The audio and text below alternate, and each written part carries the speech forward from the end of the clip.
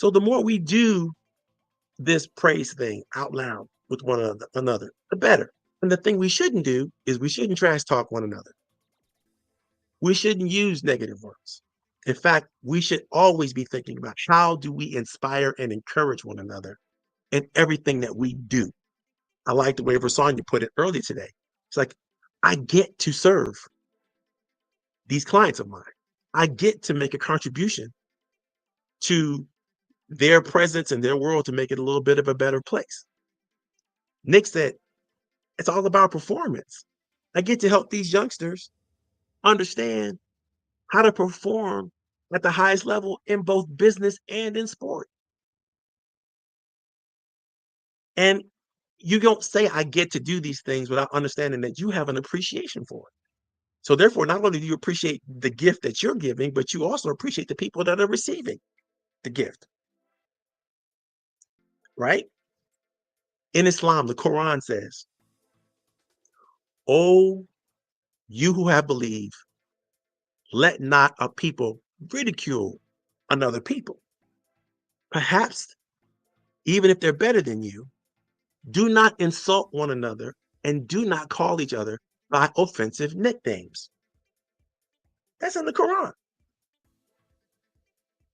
The Bhagavad Gita, which is a Hindu text, says, austerity of speech contains and consists of speaking words that are truthful, pleasing, beneficial, and not agitating to others.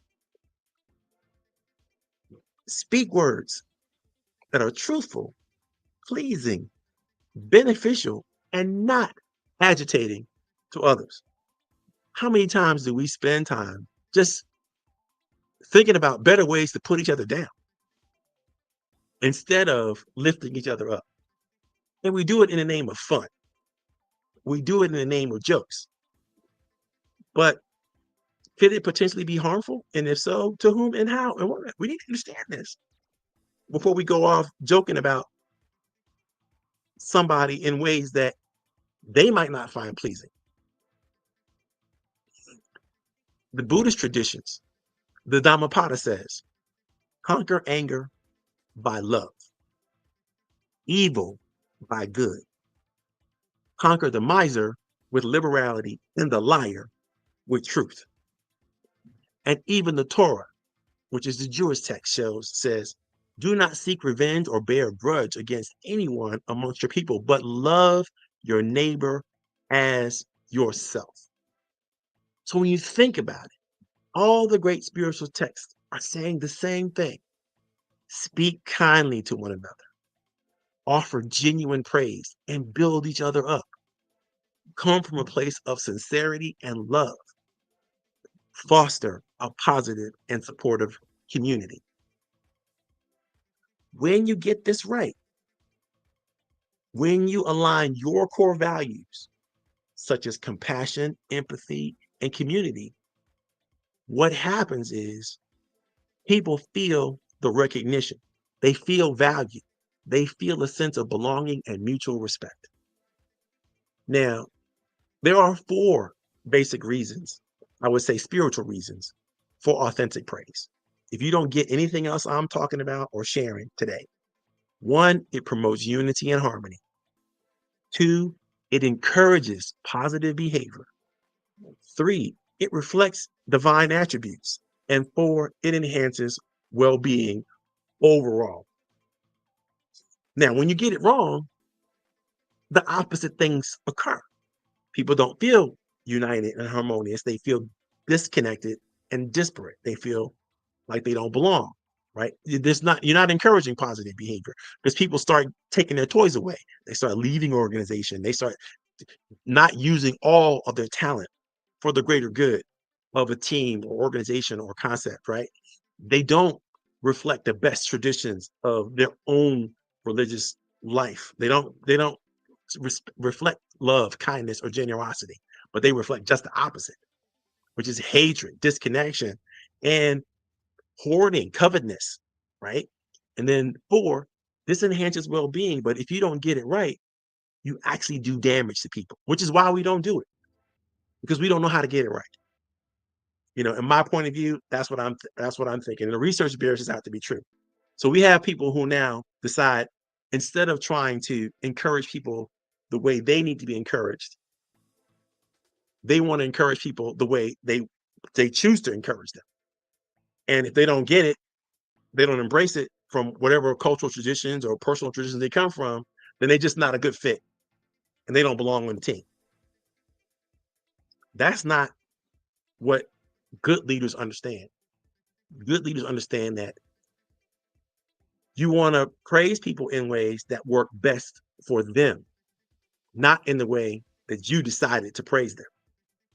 Because if you decided to praise them in this way and that don't work for them, in fact, that offends them, the mistake is not theirs, it's yours for not listening, not paying attention, not understanding who they are, and wanting to erase their differences and try to put them all on the same even playing field. And there's no such thing as the same when it comes to human beings. We're all categorically different in one way or another.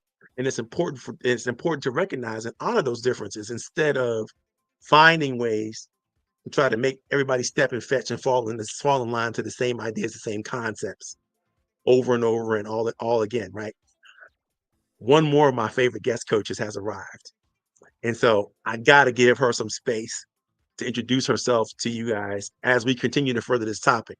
But in the meantime, while we're doing that, I want you to start thinking about what authentic praise has meant to you in the past, and how you could further it in 2025 for yourself, your family, your business, or whatever you want to do. Our guest coaches are going to chop it up right after one of my favorites gets a chance to introduce herself. Ladies and gentlemen, we are graced with the presence of Madam Leah Garcia, who is a financial genius, one of the best in the business. I know because I used to be one of the best in the business, and I'm respectfully and glad able to say, you know what, she's better than I was, and she's a person that you should pay attention to when it comes to financial planning, financial management, all that kind of good stuff. So without further ado, let me introduce one of my best friends, my buddy, my pal on the West Coast, Leah Garcia. Leah. Happy Financial Friday, Coach Pal, and amazing guest speakers. It is an honor and a privilege to be here. I love this conversation. I already got 2 pages of notes, and I'm just really overjoyed to have this authentic conversation. Well, my name is Leah Garcia, financial strategist and insurance professional, and it's really my crusade to help entrepreneurs and small business owners educate them on how to properly protect, distribute, and transfer their wealth so they can build that legacy and create generational and multi-generational wealth for their loved ones. So that's a little bit about me, but I'm excited to hear from our guest speakers, and I'm excited to participate in this incredible conversation about authentic praise. And I will share this. For me, authentic praise is really understanding that person's love language. Right? How do they really receive love? How do they really communicate that? Because love languages, if you're not familiar with, I'm sure most of you are, but it's quality time, physical touch, words of affirmations, gifts, and acts of service. And I'm going to give you this quick example. Is that in my marriage, my ex-husband, his love language was acts of service. My love language is quality time. So do you see how that's not congruent? He was out here doing these things that he felt were really wonderful and thoughtful, and they were. But I'm like, why are you leaving? I'm here. So really understanding their love language and how to communicate to them authentically I believe that it's all encompassing in this incredible conversation. So thank you so much, Coach Pal, for the opportunity to participate in this incredible event. Okay, so I heard from Leah. I'm coming back to you, Leah, because you gave me some things that we got to talk about. But I'm interested to know from our other guest coach perspectives, what do you think about authentic praise? How has it been used to help you in the past, and how might you use it in the future? Don't jump in once. I will jump in. And Leah, I love languages as well. And my top is acts of service. But my second is quality time. So I'm coming to sit next to you.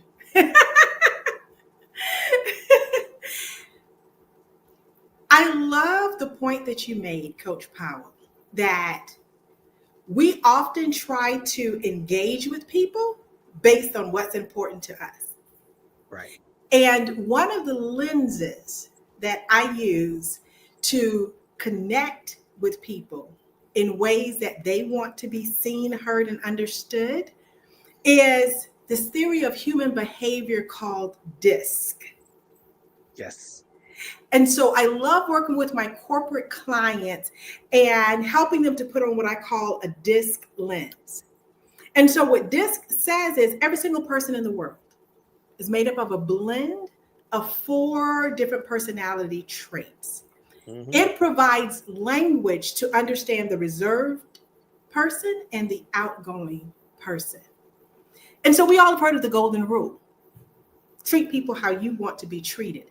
But the platinum rule says treat people how they want to be treated. That's right. So I have an outgoing personality. But if I know that the person in front of me has a reserved personality, I still have my authentic voice. However, what I do is I meet that person where they are so that we can move beyond communication to connecting. Yes. That's beautiful. I'm a big believer in making space for others. And sometimes, and it's easy for me because I am an introvert. I like to take the back seat. Mm. I like to just watch everybody else and learn from what they're doing and not really putting myself in there too much because I don't want to pollute the atmosphere with what I'm thinking. I'm so interested in what everybody else is thinking. And that also empowers me when somebody says something or does something that I'm like really, really excited about and get to tell them, sometimes publicly, sometimes privately, Mhm. depending on what's appropriate for them. Because some people don't want compliments publicly, Correct. right? Correct. They don't always respond well to Yeah. that. For whatever reasons, maybe they've been taught that they want to be humble and Mm. it's important to not be out front and be Mm. the center of attention and so on and so forth in their tradition. Like in most Asian traditions, Mm. in most Asian countries, the we is more important than the me. Mm. And Mm. so when you single them out Mhm. without giving proper due respect to the family Mm. or that they come from or the background they have, then you're offending them and you're thinking you're praising them, Yeah. but you're actually offending them. Yeah. Right. So if you don't understand their basis for their cultural basis for how and what's appropriate in that way, then you're going to make the mistake, typical American, walking in, thinking you know everything, and really you don't know enough to be effective this person. Or when you invite this person into your community, you want them to conform to everything that you have to say, but you're not willing to even reach Mm. for them in a way that they would find more appropriate. Then they can't stay. If they stay, it's going to be toxic to them. Mhm. Right. Right. Yeah. Nick, go ahead. And see what I love. Hello, Leah. Great to meet you as well. Vasanya, both beautiful words. I mean, Vasanya, what you said as far as how they want to be treated, that pretty much has been my theme the last 2 years. And Leah, what you said earlier as far as seeing. Um, and I think that's really what it comes down to is everyone. I had an opportunity to be at an event with Ted Leonsis, right? And you just steal those nuggets, when you get those 5 influences around you, saying, okay, I like what he said there, and what Mr. Leonsis said was everyone has their voice and they want to be heard. So the biggest thing I learned, especially as yes, like you said, Marvin, yeah, Introvert, I don't know if I'd call you an introvert, but as we all know, we're all mixed anyway. Introvert, extrovert, we all have a dominant, okay, I'm more of a dominant extrovert. So you have to learn, especially when you have a family. For example, my son he's a learned extrovert. The other two, my wife, CEO, like you said, she's like that. Don't praise her. Don't call her out. Don't make her. She's one of those. She's learned how to do the Toastmasters up, as a CEO. She still hates it, but she'll kill me for saying that as a CEO. But for the most part, it's like to her a firing squad standing up at a pole, saying, "Hey, it is. Get up here and a lectern." But pretty much what you said, to sum it up, what I had to change from when I was, say, 45, and of course now I'm 46. No, I'm joking. But for the most part, the triangle, people, concepts, and money. I'd say before I was 45, oh my goodness, Leah, Versanya, it was about, okay, all my mentors, a lot of them were saying, Nick, got to get the money. Got to get capitalized. Money, right? You got to get capitalized. Now, once you get capitalized, let's go find a trial, right? You got an idea, right? Now let's put it all together. And what I learned over those first half was, wait a minute. The hardest part, as Versanya said, was finding the tribe. Because if they didn't see you, and one of my mantras I say is, go where you're celebrated, not where you're tolerated. All right? And one of those things, because of that, is what I learned.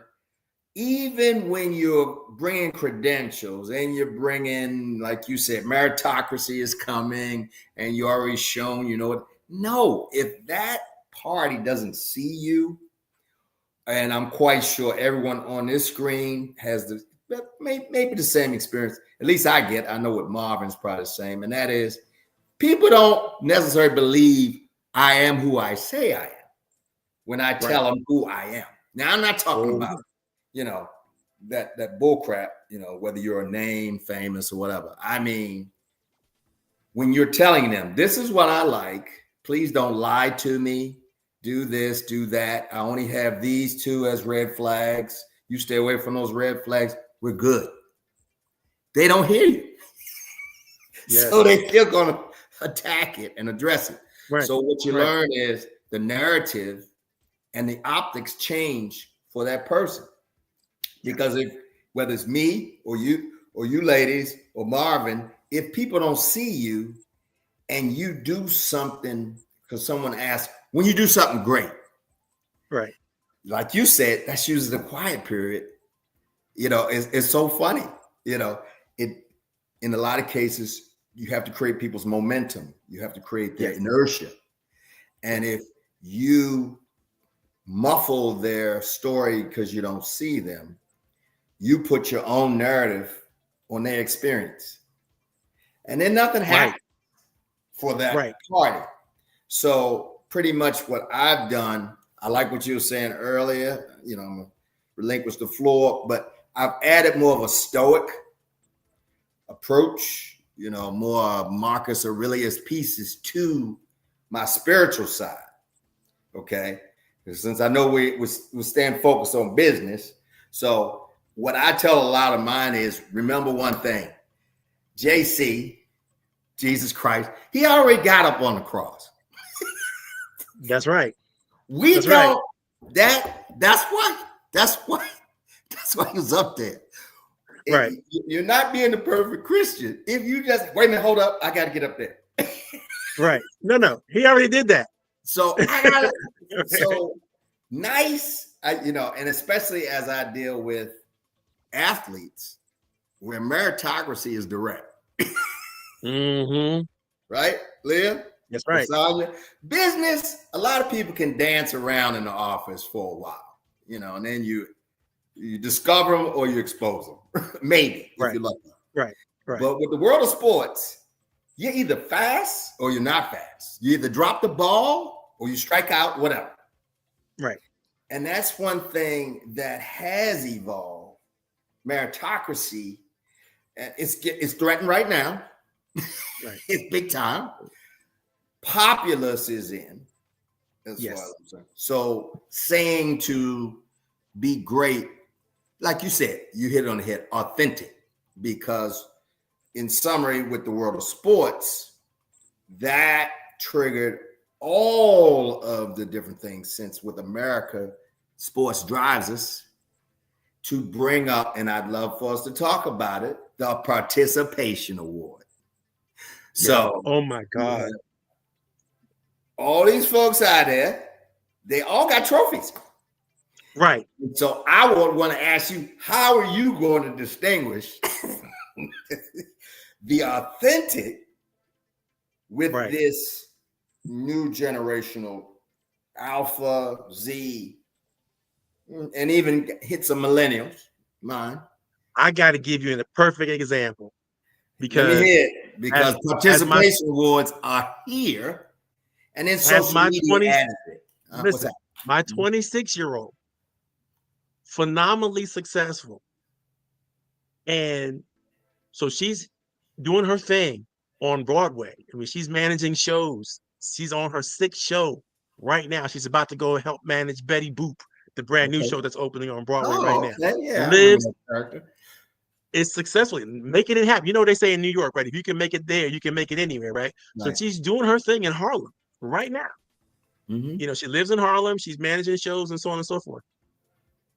So we're like trying to clear out her room in our house here in Centerville, Virginia. Like, okay, she's probably not coming back. You know, we need to start getting control and managing this thing. And so we boxed up all her stuff and, you know, made sure she could see it and make a decision about what to do with it. She looked at all the, I mean, boxes and boxes full of awards that she's received for soccer and dance and different things that she's done as she was developing and growing. And I was like, okay, do you want to keep this? Do you want to keep any of these? She's like, no. I'm like, why not? And these are her words. Everybody got one, Dad. So she didn't feel like she earned any of it. Right. Right. So praising her, and that was what this award was supposed to do. Make her feel good, make her, you know, feel like she's accomplished, all this kind of stuff. We didn't work because it wasn't specific to her. Everybody got one. Yeah. No. I'm listening. She would enjoy much more when she come off the soccer field and I noticed something that she did that was exceptional. And I said to her, you did a great job with that pass, or you did a great job with that catch, or you did a great job, or you in that recital. Oh my God, that move you did when you did the thing right here and so on and so forth. You nailed that, girl. You know, that was more important to her than getting the awards that everybody got for just participation. Right. And I recognized that, you know, it's like, oh, people are getting this wrong everywhere. And we're worried so much about damaging or having the people that didn't receive an award, then we're not celebrating those and honoring those who can make a difference and grow from the praise. And they all deserve praise. That's true. But they all deserve a special praise that's just for them, that they recognize is just for them because they earned it. Right? Well, we're here now. We're here now, though. Okay. But here's the thing. Here's how we fix it. Okay. The reason why we got here is because we did not want to pay attention to the individuals. And the only way to fix it is to pay attention to the individuals. Is to really give them, we can't manage groups and teams of 700 people no more. You know, we got to manage 5 to 7 people and pay attention to them and give them all the love and all the honor and the respect that is due to them and let them then take care of the people beneath them. But we can't across the board put out middle management and think somehow our organizations are going to flourish. That's the death of our organization. The minute we start losing the connection. And corporations are demonstrating this. The research is demonstrating this all over. People leave, like Versanya said, they leave people. Yeah. They don't leave organizations, they leave people. Yeah. Because leaders are not being taught to lead people. They're being taught to manage. And you manage systems and processes. You lead people. Yeah. So that's my take on that. I wanted to follow up with what Leah said, and she's so right, and Versanya too. She's so right in that there's a love language that we all speak that's different. We all speak different, and we all feel differently about receiving this love language. And when we don't want to do the work to get to know how one another feels, when we don't want to take that perspective, this perspective, like everybody understands a different way of being and a different way of doing things, and they have that's a part of their love language, is how they want to experience and how they experience others. When you don't take the time to even understand that, you have to know this. You don't have to know all of the various disciplines and so on and so forth. You just have to know enough to know that people are different. Everybody expresses, feels differently about almost everything. And if you take the time to ask them the question, how did you feel about that? What did that mean to you? When we were both in the same room together, we both saw the same thing, but I can't make the assumption that you felt the way I felt about it. If I do make that assumption, then I'm probably going to be wrong. And because most of our feelings, we don't even have the words to articulate what they really are. And so assuming that somebody else is feeling the same way you're feeling, and you don't even have the words to articulate how you're feeling, they don't have the words to articulate how they're feeling, you're making it really, really bad. So you don't have enough information. You don't have the right data. And even in conversation, when people, we don't, especially us men, let's be honest, we haven't been taught to express our feelings appropriately. I realized this when I looked at my child when she was growing up and developing, and she came home one day from this character-driven exercise in school, and they had all these different faces that were like, smiley face, happy face, angry face, frustrating face. I didn't have that growing up. Nobody taught me what it looked like. And so I had to figure it out the hard way, when somebody was angry or frustrated at me, because usually it was a painful experience that I might have not had somebody said, "Oh, this is anger face." And anger face is you need to approach that differently than this is frustrating face, and this is exasperated or exhausted face, and this is, my kid, at least they were attempting to teach her something about emotional intelligence, something about character. It wasn't even attempted in my growth and development. And I know, because I would have paid attention to that for sure, because I'm like, oh, that's about people. I would be like, I would be naturally interested in it. So I say all this to say that we have done a horrible job of giving each other the gifts and the flowers that we deserve as we deserve them, because praise has to happen and it has to be timely. It can't be, oh, I saw you do something good in April, and then I wait till December to tell you about it in an organization or association. There's no benefit to you at that point, because you've already wondered, like, man, did I do the right thing? Did anybody see me? Did anybody understood the effort that I put into it? Did anybody watch it? Does anybody care? You've already gone through that math. But all it took was one person to go, I saw that thing you did. Oh my God, you knocked it out of the park. I'm telling you, can you teach me that thing? Or where can I go to learn that thing that you did? There's nobody gonna be mad at you for doing something like that, even if you're the leader. To let people know, like, I don't know everything. Clearly, you got boots on the ground and you know this better than I do. Do you want to present at the next meeting, or do you want me to present you at the next meeting? How do you want to do this? Because everybody else needs to be blessed by what you did and so I will do it the way you want to do it, but we're not going to let anybody else suffer when they could grow and develop, and the whole team could grow and develop from something that you showed us, and so on. So how is it best that we should present this idea? Do you want to present it? Do you want me to present it? How do you want? Do you want to work together with you? How do you want me to do it? I'm asking the question. How do you want to be honored? How do you want to be respected? How do we show up to make sure they're never going to be mad at you for that? Who can be upset about that? Yeah. Right? Can I jump in here, Coach? Of course, of course, of course. Especially in the marketplace. When you're looking Mm. at corporate settings. I have a mentor who said, wrong diagnosis, wrong treatment. Yep. And so when companies are looking at scalability, when companies are looking at sustainability, there is an inappropriate amount of focus on methodology.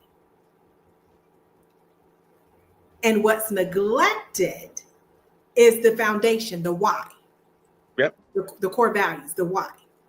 And Right. so, Nick, that is why it is so tempting to give everyone a trophy, because that's an easy how, right? And so now we don't have to unpack the more difficult, but not even difficult. We don't have to unpack the meatier conversation of why do we give a trophy?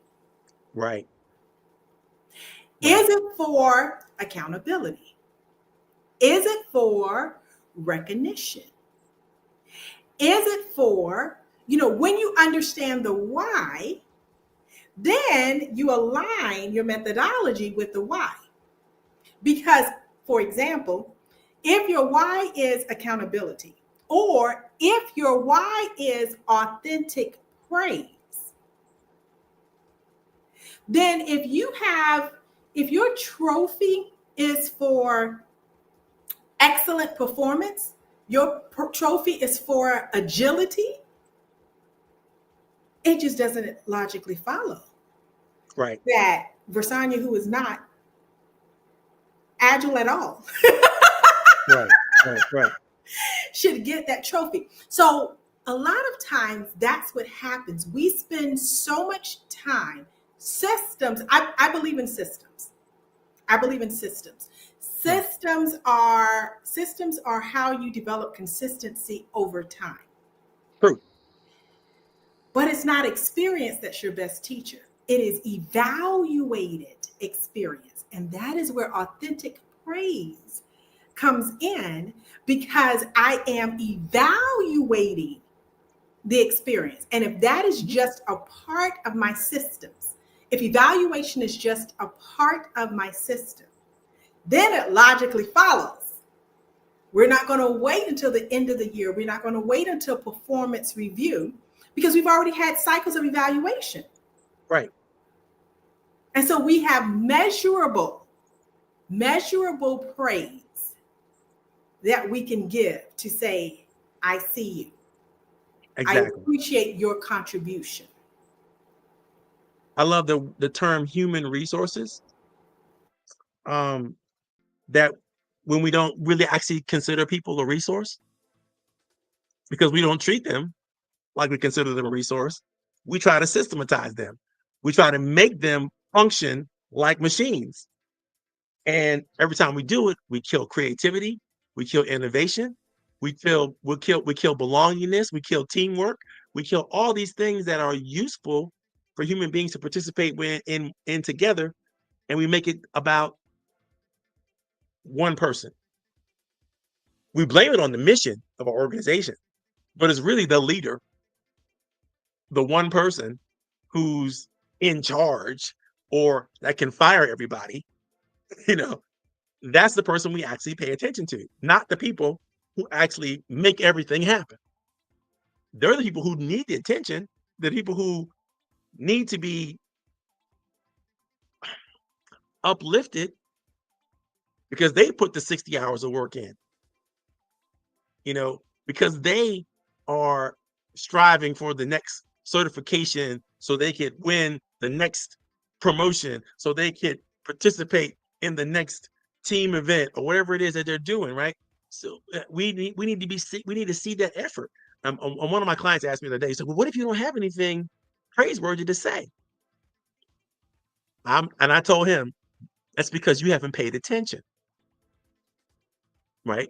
If you pay attention and you practice paying attention, people are always going to show up in a way that you didn't expect, or in a way that was higher than your expectation.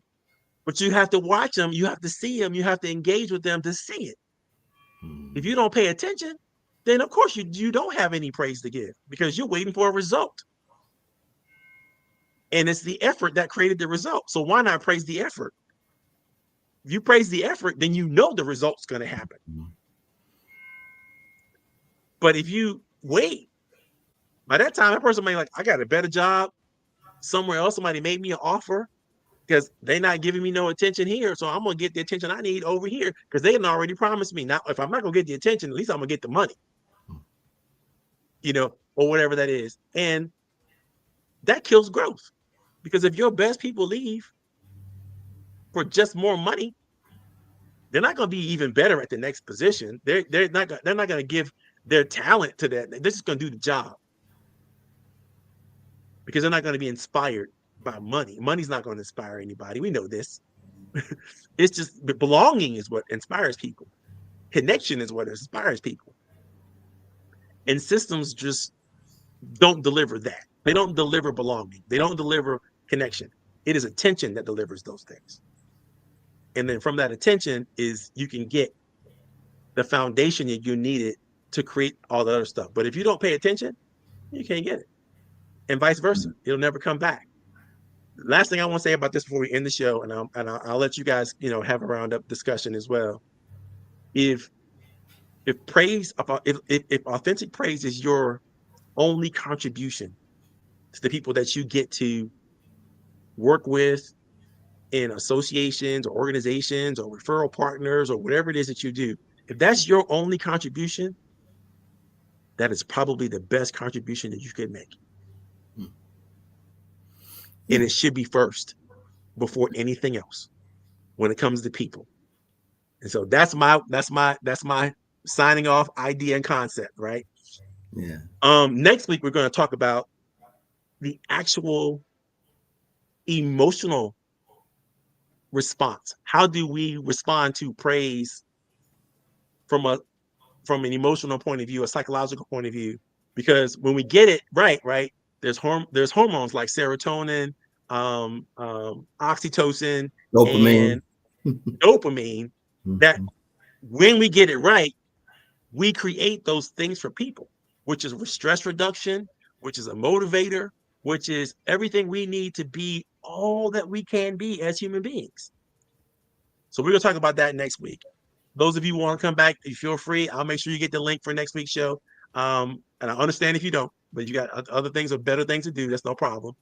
But I want to share that with you guys so everybody listening, audience sees it and all that kind of stuff. And I see a lot of my friends out there. I'll give you all a shout out. David, I see you. David Jones, Tara Bush. Look at that. These are friends of Leah. I can already tell. But if you guys have any last words you want to share, go right ahead. Then we're gonna close the show to a close. Don't have time for questions today, folks. So I apologize for that. But let's keep the party going. Nick, you were last to speak, so I'm gonna let you start. I'm gonna let you say goodbye. I'll be short as far as and I like what you said as far as the next topic, because I had meetings with family.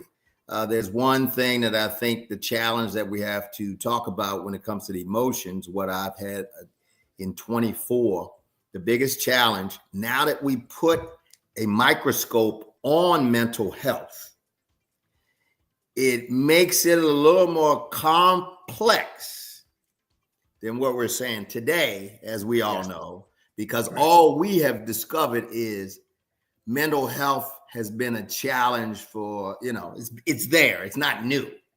Right. And what I faced in 24 were many challenges where you are doing the authentic praise, but if you don't have a clear understanding on the psychiatry and the psychology of, some people will self-sabotage. Yes. So a Right. compliment leads to OMG. Right. It's not. Right. So, so with that, I would love for us to talk about that in that next one. But as far as if it's, we won't say normal, there is no normal. Okay. But if it's in the realm of most people are functioning, and responding the same as we said, as far as being introvert, extrovert, and we're staying at that level, right. You got to do it. You got to grab them. You got to bring them in and consistently do it, because in my philosophy, I like what Bruce Lee said, and that is the water beats the rock. So you just consistent kindness, Yes. direct truth. And no matter how mean, how selfish, how a-holish the people are being, you bring it. Now, you don't spend a lot of time with that group, but you keep coming back, because that's what because eventually it'll be toxic and it'll take you down with it, right? So you have to learn, spread your love and joy and then get up out of there. But like JC, you got to go in the desert. Right. Ain't no sense of being around a bunch of Christians, who already been sold. That you ain't done anything. You got to go into the jungle. You got to go into the desert. You got to go into the whatever, I love the dairy farm and say, no, this is the truth about you. Not it's about my truth. It's about, okay, I hear you. I see you. And then just stop. Right. And come back later. I agree. I understand. Rosanya, Leah, close us out. I will leave the audience with these words. Change is inevitable, but growth is optional.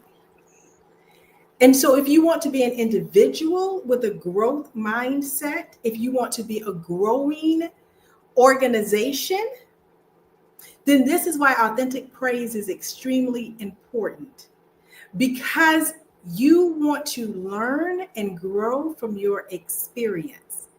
And that's going to require evaluation. And so in the same way that you give critical constructive, you want to know what to keep, what to stop, and what to change. And authentic praise is an indicator of what to keep. Fantastic. Leah. Wow, this was incredible. And I am so honored to be a part of this amazing panel with this incredible conversation. So many golden nuggets from Coach Nick and for Sonia and Coach Marvin Powell. This is incredible. I'm just overjoyed for this. I've got 3 pages of notes, but I'm going to circle back to what Coach Nick talked about with the participation trophy. My precious grandson, when he was 5 years old, they played soccer and everybody got the participation trophy. And, his awareness was growing, right? And he said, Gams, did we win? I said, well, you know what, mijos? They gave everybody a trophy. He said, oh, okay. I said, but remember, going forward, as you get older, they're probably going to give trophies to the people who won, and then the people who didn't win probably won't get one. And he said, no, I actually said from the people who won, and he said, oh, and then sometimes the people that lose, they don't get one. I said, that's right, and that's okay. Because you know what? We either win or we learn, and sometimes we do both. That's why you're a champion, because champions are ready to do hard things. He's like, okay, Gams. So thank you so much. I appreciate this so much. It was so much fun. I always enjoy these incredible conversations. Coach Powell, thank you so much. I love it. My buddy Eddie Tubin is backstage. Those of you who can't see him, he is one of the most amazing bankers that I've had a privilege of just being around and being with for many, many years. And he's probably driving his car or something and not coming on camera. Oh, there he is. There he is. Good to see you, my friend. Well, everybody else can't see you. Wait a minute. There he is. I'll hide my face that way. Okay. There's the man, the myth, the legend himself, I don't think the University of Maryland has ever turned out any better. Appreciate it. Was there yesterday at the Smith School for the annual strategic planning session of the B Lab organization locally, and just loving life, and hope everybody's staying warm, and they got a lot of learning lessons today. There were no losers. Fantastic. There were just learners. I love that, Lee. That was great. Awesome, awesome, awesome. Thank you for coming by, Eddie. I know it was a little late in the game, but you made it. You made it. You got on the field, man. You got on the field. It's a beautiful Amen. thing. I'm just trying to All catch up right. with you, Marv. Fantastic, fantastic. So, guys, this is our show. I appreciate you. For those of you who have a moment, I love for you to stick around just so we can have a little closing dialogue. For others, I know you got to go. You got things to do. But I'm closing out the show. Great show today, guys. If you can watch this on YouTube later on, or LinkedIn, or Facebook, or even on Instagram, it'll bless you in a mighty good way. So I look forward to seeing you, participating with you in the future. God bless, and now we're out of here. Okay, let's end that.